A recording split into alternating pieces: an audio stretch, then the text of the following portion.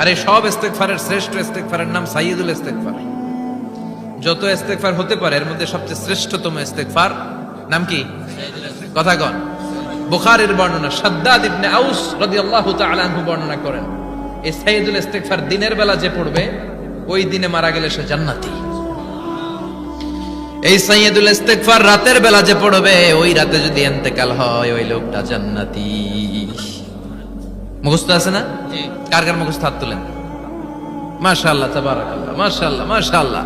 আর যাদের নাই তাদের হোমওয়ার্ক, তাদের আল্লাহুম্মা আনতা রাব্বি লা ইলাহা ইল্লা আনতা খালাকতানি ওয়া আনা আবদুক ওয়া আনা আলা আহদিকা ওয়া ওয়া'দিকা মাস্তাতা'তু আউযু বিকা মিন শাররি মা সানা'তু আবুউ লাকা বিনি'মাতিকা আলাইয়া ওয়া আবুউ লাকা বিযামবি ফাগফিরলি ফা ইন্নাহু লা ইয়াগফিরুদ দুনুবা ইল্লা আনতা।